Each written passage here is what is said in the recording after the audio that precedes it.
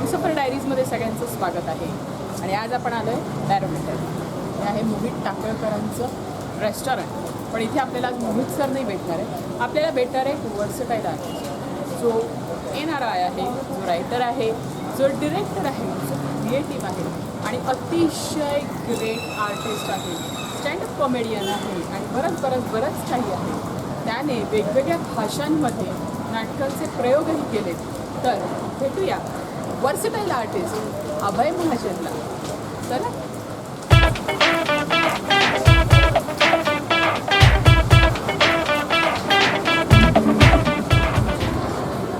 Yes, welcome Humsafar diaries.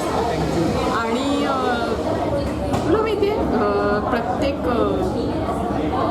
काय म्हणूया आपण मीडियाचं एक स्वप्न असतं. जसं आपण फिल्ममध्ये काम करतो तेव्हा आपल्याला वाटतं की आपल्याला बच्चन भेटला पाहिजे किंवा आपण सिरियल्स करत असताना ते वेगळे सेलिब्रिटी आहे ते.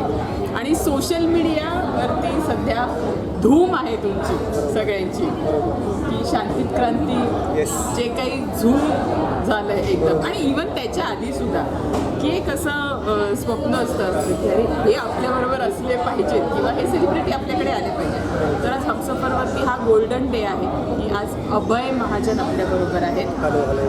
येस. आणि अभय सोशल मीडियामध्ये खूप हार्टथ्रोब असतो. चांगली गोष्ट आहे. सिरियसली फॅन फॉलोअर आहे एक. आणि आत्ता रिसेंटली आपण याची मुलाखत घेतली आलो आणि तुमची केमिस्ट्री तिघांची.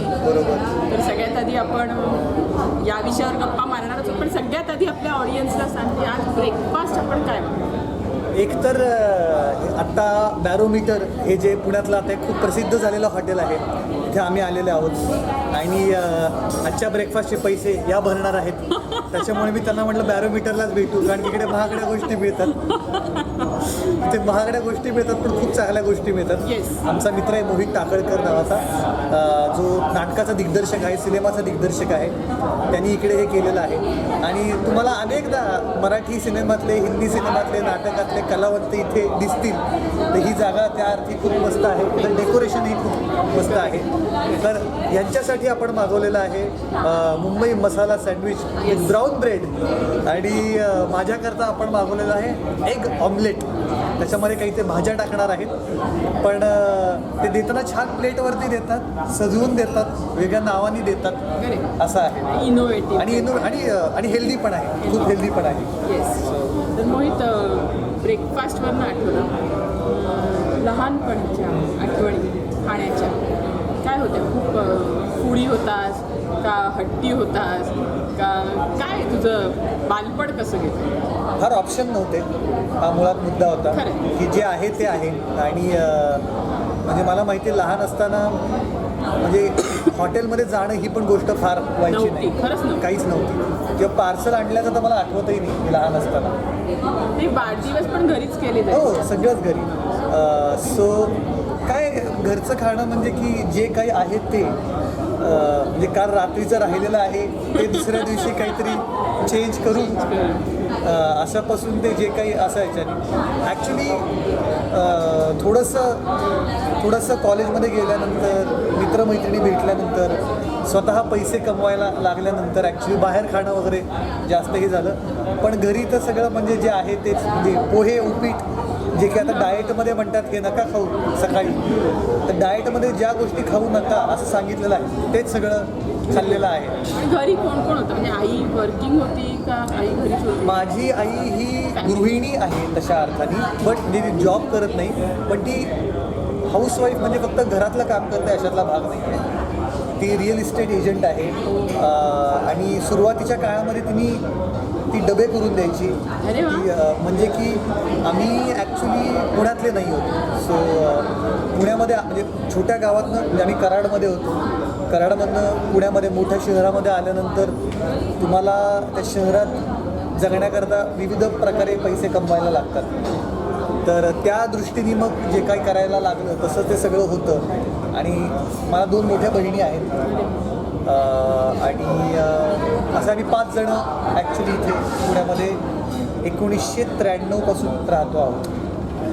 पुणेकरच आहात थोडक्यात? आता पुणेकर आहे आता, पण मला म्हणजे पुणेकर हा म्हटल्यानंतर प्राऊडली घ्यायचं का नाही हे कळत नाही अजून. हे का? हां, कारण की मला पुणेकरात टोमणा पण वाटतो. नाही नाही, म्हणजे मला सगळं म्हणजे की आता पुणे माझ्या नसतात. रक्तात आहे, हिंडलंय. पण बऱ्याचदा मला मी पूर्ण पुणेकर आहे असं माझं म्हणणं नाही. पण ठीक आहे. नाही बरोबर. तर त्या आठवणी असतात. आणि कारण काय, आपण आपल्या वेळेस लंच बॉक्सची पद्धत वेगळी होती. बरोबर. आपल्या वेळेस सगळ्या गोष्टी छान छान आणि वेगळ्या होत्या. तर थोडं सफरिंगवरती पण जाईल की बालपणीच्या सफरी की जॉईंट फॅमिलीत होतात आणि तसं. तर सहलींना पूर्वी खूप जायचे सगळे.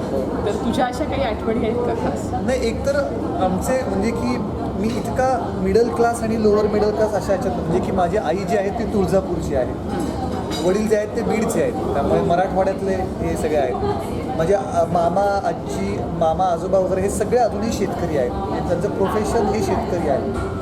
सो इन अ वे आमची जनरेशन ही तशी पहिली जनरेशन आहे जी एवढं शिकलेली आहे.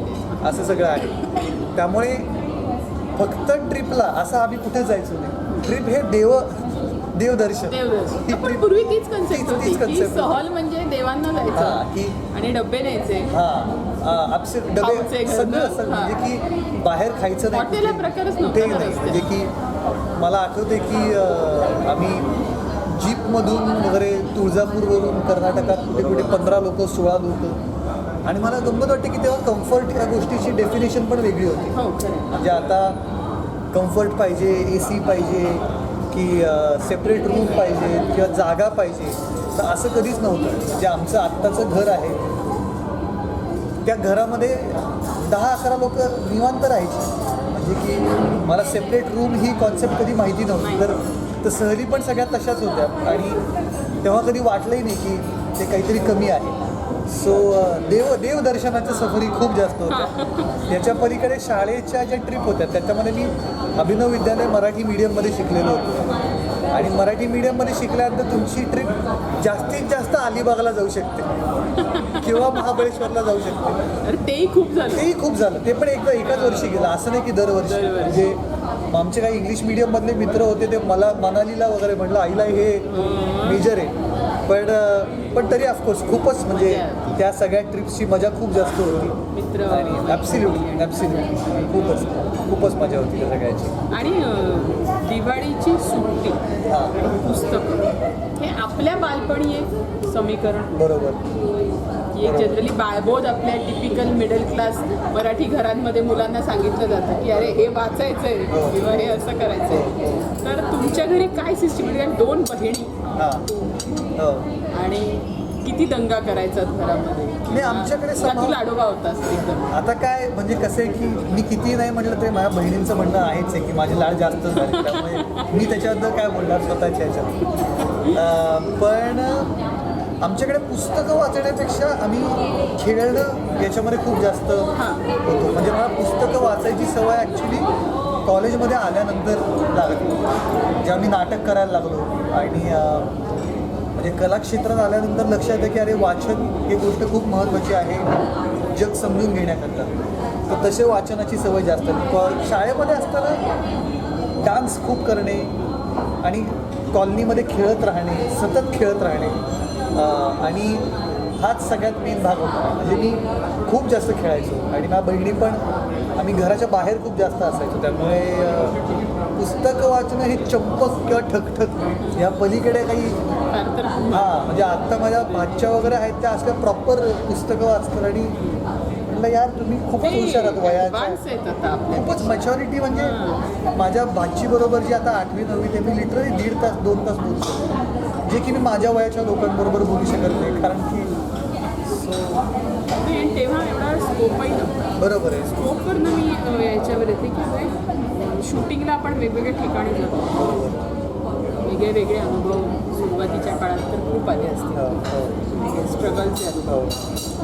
तर ते स्ट्रगलच्या काळात खाणं कसं सांभाळायचं किंवा काय होतं? कारण त्या एवढे पैसेच नसायचे खिशात. नाही, सॉलिड असं काही सांभाळतं नाही यायचं. हां, त्यातलं मत आहे. म्हणजे की जे आहेत ते की म्हणजे की तुमच्याकडे चॉईस असला की तुम्ही काहीतरी चॉईस करू शकता. जेव्हा तुमच्याकडे काही पर्यायच नाही आहे तेव्हा तुम्ही ज्या गोष्टी आहेत त्या सगळ्या करत राहता.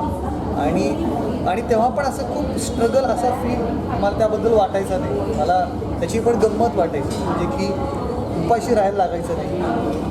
आणि आसपास म्हणजे मला असं वाटतं की तुमच्यापेक्षा वयाने मोठ्या वयाने जे कलाकार असतात ते त्या पॉईंटला तुमची काळजी घेत असतात. हां म्हणजे की आता ज्या पॉईंटला मला पैसे थोडेसे मिळायला लागले त्याच्यानंतर मी हे शुअर करायला लागलो की माझ्यापेक्षा वयाने कमी असणारे कलाकार त्यांना पैसे मिळत नाही आहेत, त्यांना बाहेर गेल्यानंतर पैशाचं काय करायचं आहे हा प्रश्न पडू नये, जे की माझ्याबरोबर माझ्यापेक्षा थोड्याशा वयाने मोठ्या असणाऱ्या कलाकारांनी केलेलं होतं. सो मला त्याच्यामध्ये स्ट्रगल नाही वाटला. म्हणजे मला हे पण माहिती आहे की मी एस टीनी मुंबईला गेलेलो आहे ऑडिशन करता, आणि ते गेल्यानंतर ते म्हणले की अरे आम्हाला जसं वाटतं तसं तू दिसत नाही आहेस, त्यामुळे ऑडिशन पण झालं आणि परत यावं लागलं.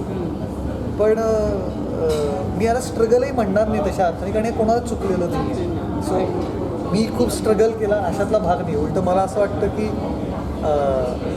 मी पुण्यामध्ये आहे, मी अशा म्हणजे अशा ग्रुपमध्ये होतो की ज्याच्यामुळे मला लोकांपेक्षा कदाचित कमी स्ट्रगल करायला लागला. त्यामुळे मी कसा सक्सेसफुल झालो ह्याची स्टोरी माझ्यापेक्षा मला वाटतं की अजून खूप कष्ट करणारे लोक आहेत त्यांची स्टोरी पण नाही. अरे पण तरी सुद्धा एक टिकून राहणं असतं. बरोबर आहे. आणि कुठेतरी आपला स्पार्क हा आपल्याला लागणार असतो. बरोबर. जे तुझ्या बाबतीत नेहमी आम्ही म्हणतो की तू कुठल्याही कॅरेक्टरमध्ये मोल्ड होतो. बरोबर. तुझं एक खासियत आहे सगळ्यात मोठी की तू कॉमेडियन पण तितकंच चांगलं करू शकतो. तो इमोशनल बरोबर. तू छान लिहितोस असंही मी ऐकलं. शांतीत क्रांतीची गोष्ट माझी आहे. तर थोडंसं शांतीत क्रांतीबद्दल पण आपण डिस्कस करूया, कारण आपलं फूड येतं आहे. हो. नाही, शांतीत क्रांतीचं एकतर कसं आहे की साधारण 5-1 वर्षापूर्वी त्याची फर्स्ट ऑफ ऑल थँक्यू, तुम्ही ती कॉम्प्लिमेंट दिली. मी बरोबर म्हणतोय जसं काय, हा बरोबरच आहे. इट्स अ बिग कॉम्प्लिमेंट, त्यामुळे थँक्यू त्याच्याबद्दल. आणि 4-5 वर्ष म्हणजे मी कॉलेजमध्ये असताना नाटकांचं नाट्य रूपांतर बऱ्याचदा करायचं. म्हणजे आमचं दळण नावाचं नाटक आहे ज्याच्यामध्ये आम्ही वाघ काम करतो आणि आम्ही सगळे एकत्र काम करायचो, त्याचं मी नाट्य रूपांतर केलेलं होतं. आणि 5-1 वर्षापूर्वी ही गोष्ट सुचलेली होती आणि सारंग, मी, पॉला, अनुषा आम्ही सगळे तेव्हा एकत्र काम करत होतोच जनरल काही ना काहीतरी. तर मी तेव्हा त्यांना ती गोष्ट सांगितलेली होती आणि त्यांना ती खूप आवडली होती. आणि तेव्हा जस्ट मी TVFची पिक्चर्स नावाची एक हिंदी वेबसिरीज आहे जी भारतातली पहिली वेबसिरीज होती, हिंदी वेबसिरीज. त्याच्यामुळे वेबसिरीजचं हे सगळं फुटलं, मोठं झालं सगळं प्रकरण. तर त्याच्यामध्ये मी जस्ट काम केलेलं होतं आणि मग त्यांच्याशी बोलून करत 5 वर्ष लागली त्याला सगळं हे करायला. आणि मला असं वाटतं कॉलेजमध्ये असताना की म्हणजे की शशांक शेंडे, मोहित टाकळकर, किरण यत्नुपवी हे जे सगळे लोक होते यांच्याबरोबर काम करत होतो. आणि त्या सगळ्यांनी एका प्रकारचं काम केलेलं होतं, त्यामुळे कामाची क्वालिटी एका प्रकारची असावी असं नेहमी वाटायचं. आणि त्याच्यामध्ये स्टार बनणं ही पहिली ॲस्पिरेशन नव्हती की स्टार बनायचं आहे, चांगला नट बनायचं आहे. तुम्ही चांगला नट असाल तर तुम्ही स्टार होऊ शकाल असं ते हे होतं. ऑफकोर्स म्हणजे की सिनेमात काम करायला लागल्यानंतर ते सगळ्या गोष्टी बदलतात, पण त्याचा सगळ्याचा पाया जो होता तो अभिनय चांगला करणं हा होता. आणि मग त्या दृष्टीने कामांना नाही पण म्हटलं खूप साऱ्या, जे वाटते की ज्या कामांवर विश्वास आहे त्या कामांना हो म्हटलं. तर तसं करत ॲक्टर म्हणून डेव्हलप होता आलं आणि वेगळ्या प्रकारची कामं करता आली. आणि तोच मुद्दा मला वाटतं की ते शिकत राहणं आणि जास्त काळाकरता म्हणजे की शेवटी ऑडियन्स पण फार हुशार आहे. त्यांना दिसतं की तुम्ही जर सेम काम करताय, तुम्ही जर काही फार मनापासून करत नाही आहात तर ते ऑडियन्सला दिसतं. त्यामुळे त्या सगळ्या काळात ही एक सवय लागली की आपण स्वतःवरती खूप काम करत राहणं गरजेचं आहे. आणि ते म्हणजे की कुठलं तरी एक काम पॉप्युलर झालं की त्यानंतर ते काम थांबू शकत नाही, ही कंटिन्युअस प्रक्रिया आहे. मी सगळ्यात आधी तुझं मला आवडलेलं ते येणार आहे. हो बाळिकाचं. आणि आता हे जे चालू आहे माझं स्क्रिप्टिंग पण यूज करतोस का? डायलॉग्समध्ये जी गोष्ट माझी त्याची कॉन्सेप्ट ही होती आणि मग आम्ही चौघांनी म्हणून तसं पुढे जे काय आहे ते काम केलं होतं. सारंग पण आहे, अनुषा करताना खूपच लाईव्ह. हो. नाही, एकतर त्याच्यामध्ये हा पण भाग आहे की मी आणि आलोक एकमेकांना आता 15 वर्ष ओळखतो Correct. आणि आम्ही सगळं काम बघितलंय आयुष्यात ते एकमेकांचे इतके चढ उतार पाहिलेले आहेत की आम्हाला केमिस्ट्री करता काही वेगळं करावं लागत नाही. आम्ही असतो ती केमिस्ट्री येते होते, तिकडे तयार होते. असं आहे सेम. करेक्ट. आणि प्लस त्याच्यामध्ये मला असं वाटतं की सगळेच जण आपलं स्वतःचं आयुष्य बेटर व्हावं याचा प्रयत्न करत असतो.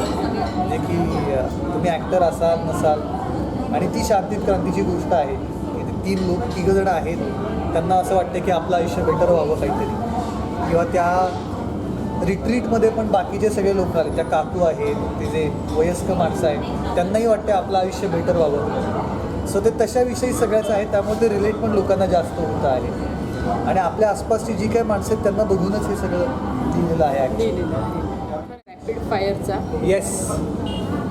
पुण्यातली 5 ठिकाणं खिशाला परवडणारी की जिथे जाऊन माणूस खाऊ शकतो.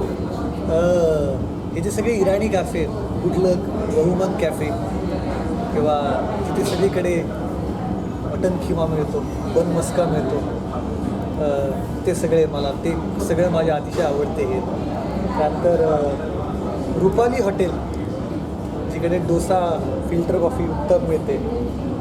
त्यानंतर भेळीची कुठलीही दुकान स्वस्तवाली, म्हणजे माझं मिनरल वॉटर पाणीपुरी नाही म्हणते मी, साधी पाणीपुरी, भेळ आणि याचे. नंतर मानकर डोसा हा माझा अतिशय आवडता एक भाग आहे. 60 रुपयामध्ये तुम्हाला चीज उत्तप्पा मिळतो आणि मला कमी पैशात चांगल्या गोष्टी मिळतात, त्या खूप आवडतात पर्सनली. आणि आणि आणि आणि आणि कच्ची दाबेली हा प्रकार मला खूप आवडतो. आणि तुमचं काय सिग्नेचर डिश आहे का सगळ्यांना? आलोक ना? हो हो, आलोक. मी इव्हन हा सारा कोण आलोक आणि हे एकत्र कच्ची दाबेली खायला जायचे. अमेय. हो, आम्ही एकत्र आम्ही मी आमचं काय ते कच्ची दाबेली वाल्याला अवॉर्ड देते मी जाऊन. किंवा खास मी त्याच्यावर एक एपिसोड करते. आम्ही कॉलेजमध्ये असताना आमच्या नाटकाच्या प्रॅक्टिसेस जेव्हा असायच्या त्या दिवसभर चालायच्या आणि दुपारचा डबा वगैरे आम्ही घेऊन यायचो आणि संध्याकाळी भूक लागायची आणि खूप पैसे नसायचे. तर 7 किंवा 10 रुपया, 7 रुपयामध्ये साधी कच्ची दाबेली, 10 रुपयात चीज कच्ची दाबेली, असं आम्हाला तेव्हा हे होतं. तर आणि नाटकाच्या त्यामुळे असं एक जण कोणतरी जायचं आणि 15 कच्ची दाबेली घेऊन यायचं आणि आम्ही रोज कच्ची दाबेली खायची. रोज महिने आम्ही रोज खायचं. त्याच्यामुळे आमचं कच्ची दाबेलीचं असोसिएशन खूप जास्त आहे. तसं म्हणजे भाकर तुकडा खायचे तसं एक कच्ची दाबेली. हां, म्हणजे की आमचं ते प्लॅन असायचं की म्हणजे आम्ही तर मला माहिती आहे आम्हाला कच्ची खायला जायचं असं आम्हाला विचारायचं. हे ग्रेटनेस काहीतरी धमाल ना, पण त्याच्यात एक गंमत खूपच जास्त. आणि गंमत तीच वाटते कारण की म्हणजे की आमच्या सगळ्यांकडेच इतके कमी पैसे होते. स्पेसिफिकली मला आठवते मी आणि आम्ही वैशाली वगैरे सारखे कुठल्या हॉटेलमध्ये इतरांबरोबर जायचो तर आमचं नेहमी असं व्हायचं की हे खाल्ल्याने पोट भरणार आहे, याची चव चांगली आहे, पण जे पोट भरतं आहे ते आपण खाऊया कारण की आपल्याकडे एवढेच पैसे आहेत किंवा आहेत पैसे पण ह्याच्यावरती एवढे खर्च नाही करायचे. आणि आता आम्ही खूप पैसे कमवतोय, खूप पैसे कमवतो आम्ही. ऐकून घ्या. सो उत्तर द्यायचे तुला जेव्हा तू येशील. त्यामुळे तर काय असं त्याची गंमत वाटते त्यामुळे. येस. आणि 5 आवडते झटपट पदार्थ सांग जे झटपट घरी होतात, झटपट भुकेला असतात, जसं मॅगी, अंडा भुर्जी, अंड्याचे सर्व पदार्थ, त्याच्यानंतर फोडणीची पोळी. करेक्ट. फोडणीची पोळी पारंपरिक. त्याच्यानंतर स्मूदी हा प्रकार ऐकायला फार फॅन्सी वाटतो पण अत्यंत सोपं आहे. म्हणजे की मिक्सरमध्ये केळ टाका, दूध टाका, काय पीनट बटर जे काय आहे ते टाका, संपला विषय, तयार. हे 3 झाले. झटपट अजून घरी काय करायचं. ओट्स हा प्रकार जो फार लोकांना आवडत नाही पण ठीक आहे, हेल्दी असतो.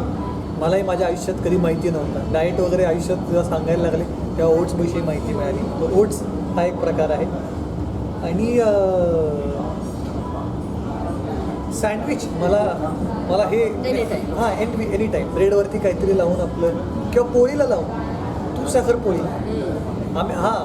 मला हे ही एक खूप आम्ही 2 डबे कॉलेजमध्ये असताना घेऊन यायचा. एक डबा हा जेवणाचा असायचा आणि एका डब्यामध्ये त्याची आई त्याला तूप साखर पोळी द्यायची आणि त्याच्यावरनं भांडणं व्हायची कारण तो तूप साखर पोळीचा डबा शेअर नाही करायचा कोणाबरोबर. तर तूप साखर पोळी हा खूप एक चांगला परत घरच्या घरी उत्तम हे आहे. पदार्थ आहे. बस तेच 5 झाले. करेक्ट आहे.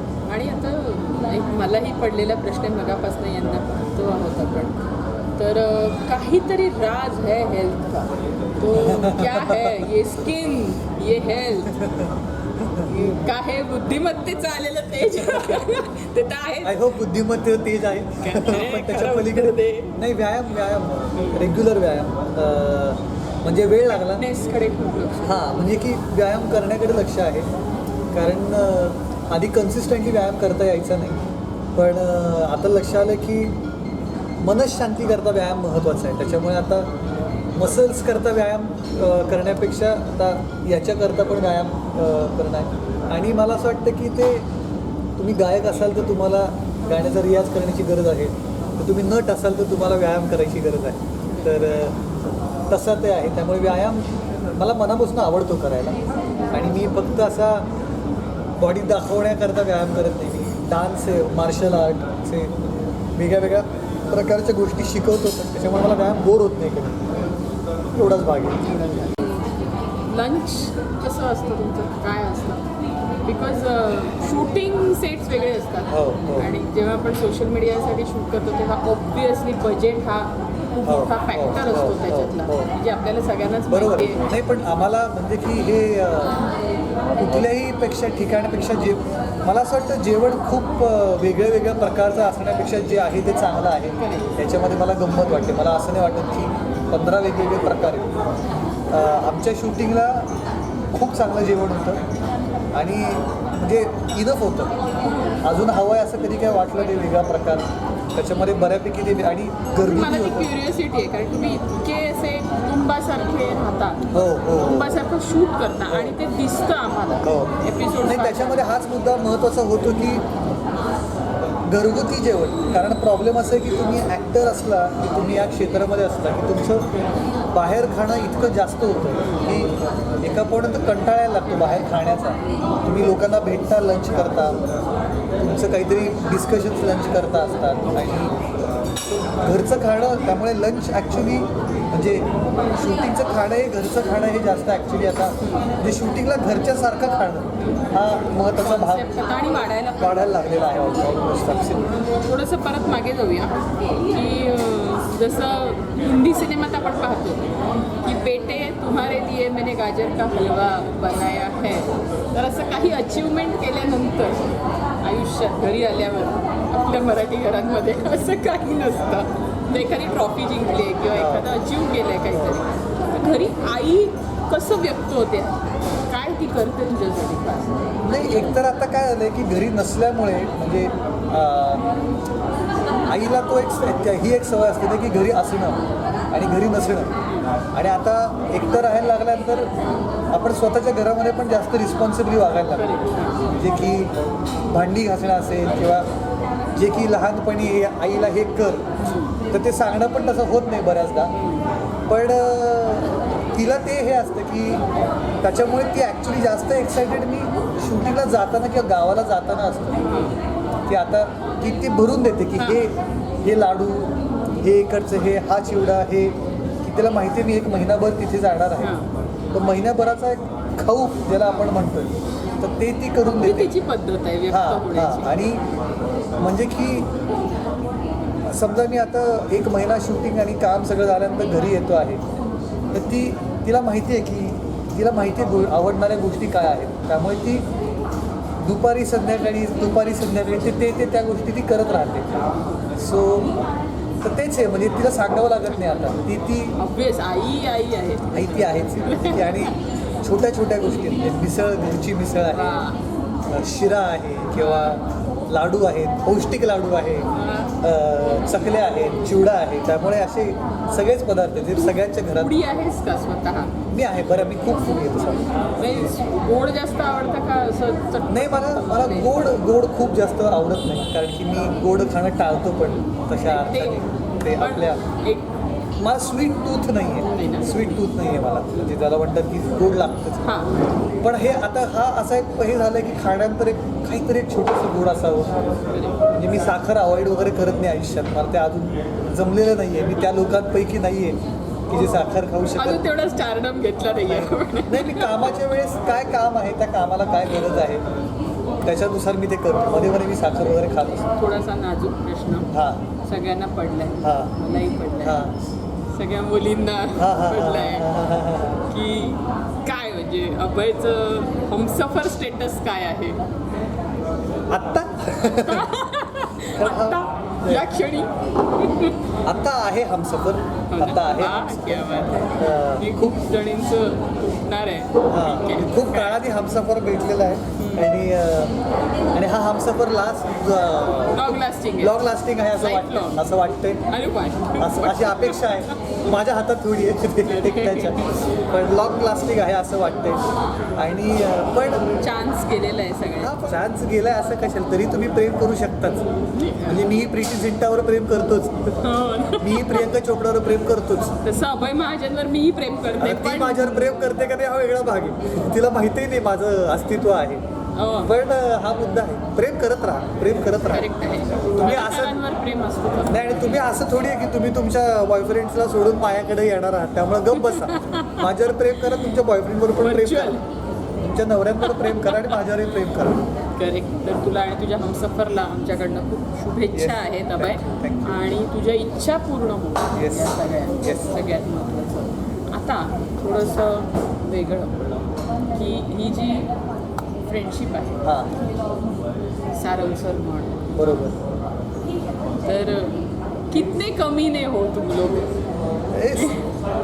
की त्या कमीनेपणची सुरुवात कशी झाली? की एक तर- स्पार्क असतो ना हो हो हो की हा याला धरलं कारण पाहिजे. मी आलो आम्ही म्हणजे की आम्ही 15-16 वर्षाचा असताना मी सारंगला पहिल्यांदा भेटलेलो आहे. ओके.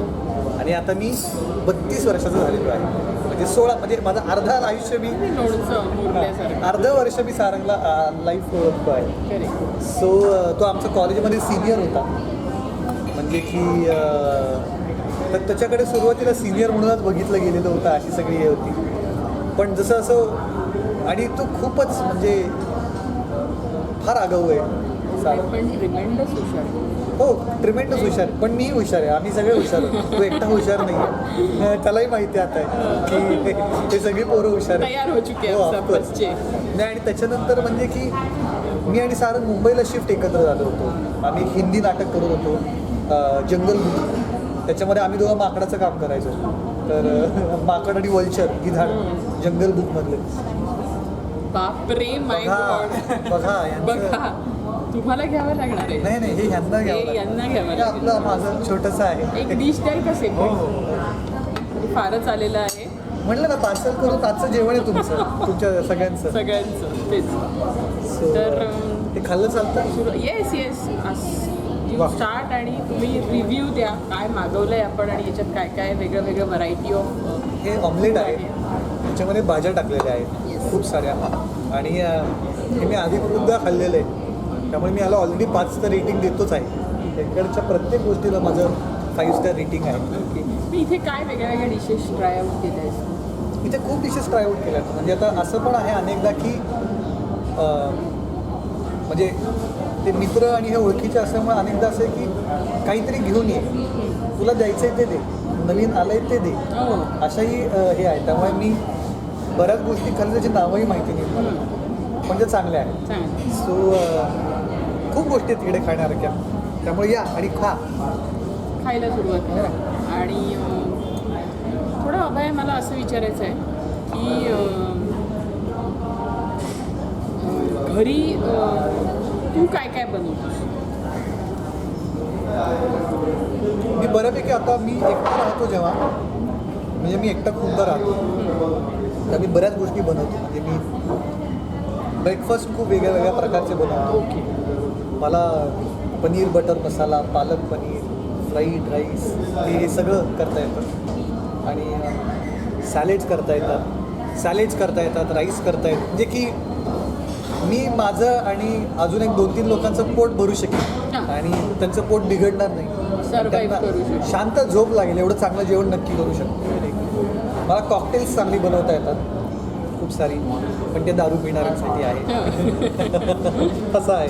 जसं मला आलोक म्हणालाय की आपल्या चॅनलवरती मासे खायला एकदा मी येणार आहे, पण मी त्याला म्हटले की एक अट आहे की तुम्ही तिघा-चौघा मित्रांनी एकत्र यायचं मासे खायला. हो. मग तर ती धमाल येईल बरोबर. आणि व्हरायटी ऑफ आपल्याला वेगळं बरोबर. वेगळं काय काय मागवता येईल आपल्या बरोबर, चॅनलवर. ॲब्सोल्युटली. तर आम्ही छोटासा ब्रेक घेतो, खाऊन घेतो आणि तुझ्याशी गप्पा मारतो. तर आपण छान ब्रेकफास्ट. येस, माझं मी व्यवस्थित खाल्लं, तुमचं तुम्हाला तिघांना खावं लागलं. भरपूर झालं ते. तर विषयातनं विषय निघत गेला आहे. बरोबर. लिहितोस, येस, क्रिएटिव्ह आहेस. बरोबर. तर असं कधी मनात येतं का की अरे नाही यार ये बुक लिखना चाहिए या कुछ ऐसा लिखना चाहिए? नाही, ॲक्च्युली आत्ता मला आधी हा विचार कधी आलेला नव्हता, पण आता मी गेले 3 वर्ष पॉंडिचेरीमध्ये एक नाटक करतो आहे. तर त्याच्याकरता मला दरवेळी मला पॉंडिचेरीमध्ये 2 महिन्याकरता जावं लागतं, परत यावं लागतं. त्यामुळे येऊन जाऊन मी ते नाटक करतो. तो तमिळ थिएटर ग्रुप आहे आणि त्या अख्ख्या थिएटर ग्रुपमध्ये मी एकटाच महाराष्ट्रीयन मुलगा आहे. बाकी सगळे तमिळ स्पीकिंग लोक आहेत मोस्टली.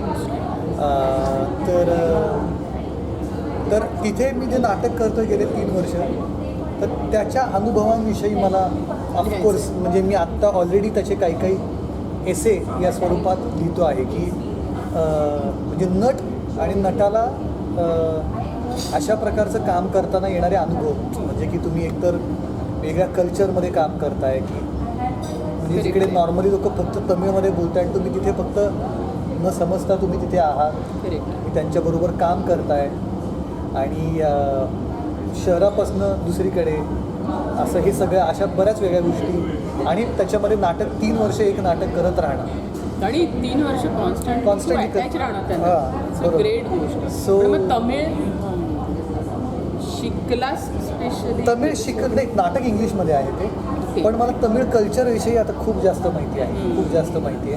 म्हणजे मला तमिळ हलकं ते बोलतात ते समजतं सुद्धा आता.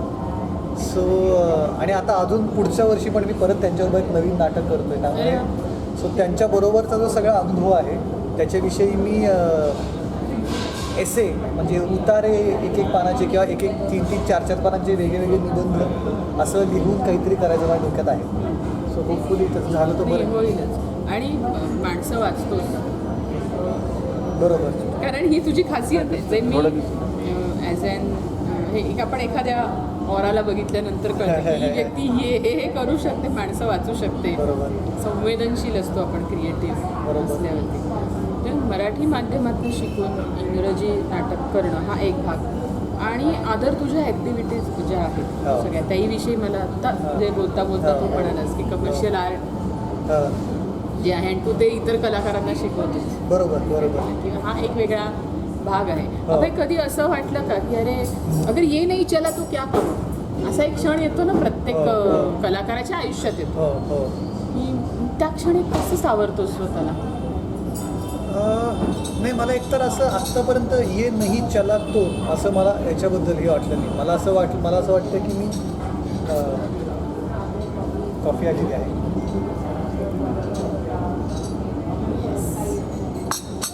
स्पेशल बॅरोमीटरची हो, ब्रेकफास्ट कॉफी. आणि त्यांचं हे पण एक खूप मस्त असतं की याच्या काही लिहिलेल्या गोष्टी असतात. हो. आणि हे असं आपण खराब करायचं नाही ते ठीक आहे, ते त्याच्याकरताच आहे ते. थँक्यू. Yes, thank you.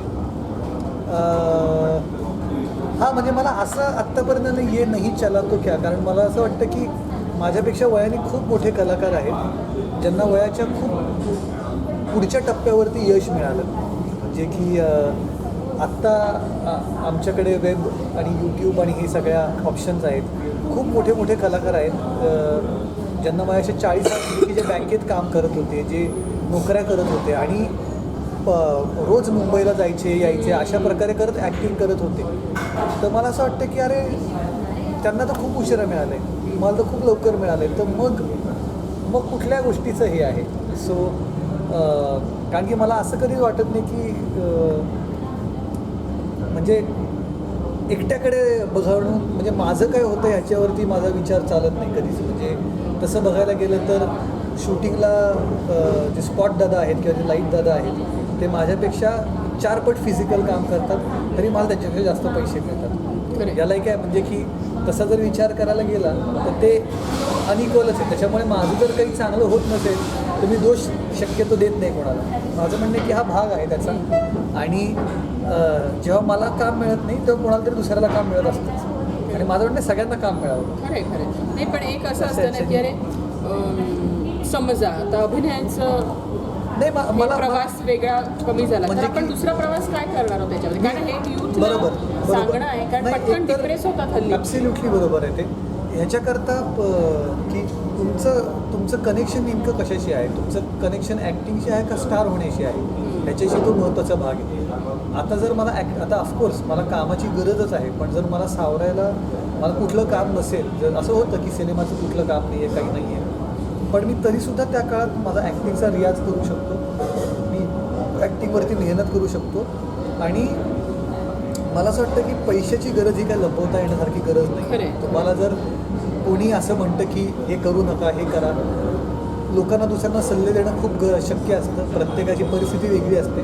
तर माझं म्हणणं आहे की तुम्हाला जर जगण्याकरता ते पैसे हवे आहेत तर तुम्ही ते कमवून पैसे करा. म्हणजे की जगातले मोठमोठे कलाकार जे आहेत, ज्यांना युरोपातले पेंटर आहेत, हे जे सगळे आहेत, की आत्ता पण खूप सारे मोठे कलाकार आहेत, ते काहीतरी नोकरी करून हे काम करतात. यात काही चुकीचं नाही आहे ऑफकोर्स. म्हणजे की त्याचे परिणाम वेगळ्या वेगळ्या प्रकारचे असतात, सगळ्याचेच दोन्ही अर्थाने परिणाम आहेत. पण माझं म्हणणं आहे की आपण बघावं की आपल्याला काय सूट होतं आहे, आपल्याला आपल्या आसपासच्यांना कशाची गरज आहे. म्हणजे की जसं आहे की माझ्याकडे पैसे नसतील तर मी पैसे उधळू शकत नाही, हा सारासार विचार तुम्हाला करता यायला लागला. आणि तेच आहे. आणि ते काही एवढं सोपं नाही आहे, कारण की आत्ताचं सोशल मीडिया आहे हे प्रेशरायझिंग आहे की सतत स्टोरी टाकली पाहिजे, किती लाईक्स येत आहे, किती फॉलोअर आहेत, हे ती कॉम्पिटिशन जीव घेणी आहे. पण मग त्याच्यामधनं प्रत्येकालाच आपापला मार्ग काढावा लागतो. कारण असं होत नाही की आता माझं काहीतरी थोडंसं सक्सेसफुल झालं आहे किंवा कोणतरी पॉप्युलर झालं आहे तर त्यांचं काम बंद झालं आहे, त्यांना त्याच्यावर स्वतःवर काम करायला लागतं. ते पण त्या स्पर्धेमध्ये असतातच. सो काही नाही की तुम्ही स्वतःला म्हणजे की शांत कसं ठेवू शकाल, तुम्ही स्वतःचं डोकं शांत कसं ठेवू शकाल याच्यावरतीच ते होतं. आणि मग तुम्हाला शोधायला लागतं. म्हणजे मला माहिती आहे की मला व्यायाम केल्यानंतर जरा शांत वाटतं डोक्याला. म्हणजे मला असं वाटतं की माझं काही शूटिंग नाही आहे, काही नाही आहे, पण मी व्यायाम स्वतः करतो आहे. तर जेवढ्या 1-2 गोष्टी मी दिवसातून स्वतः करता करू शकलो तर मग स्वतःचा कॉन्फिडन्स राहतो. तर मला वाटतं स्वतःवरती कॉन्फिडन्स राहावा एवढंच काहीतरी करते. शेवटचा सफरचा प्रश्न, सुख म्हणजे नक्की काय असते? सुख म्हणजे नेमकं काय असतं? सुख म्हणजे मला असं वाटतं की लोक हेच सुख आहे. माझ्या आसपासची लोक हे माझ्याकरता मला सुख वाटतं. कारण जवळची माणसं, जवळची हां जवळची आणि सगळीच. म्हणजे की आता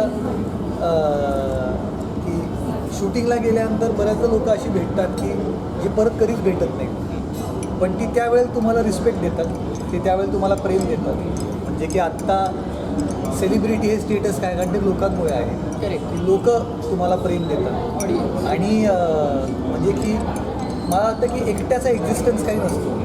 आपण एकटे म्हणजे की मी आहे कारण हे सगळे आहेत असं मला खूप सिरियसली वाटतं. सो मला वाटतं सुख म्हणजे लोकांबरोबरची नाती किती चांगली आहेत हेच माझ्याकरता मला सुख वाटतं. करेक्ट. एक कमिटमेंट घेऊन टाकूया, परत हमसफरवर यायची वेळ जेव्हा येईल बरोबर तेव्हा आता आपण लंचला भेटणार आहोत. हो.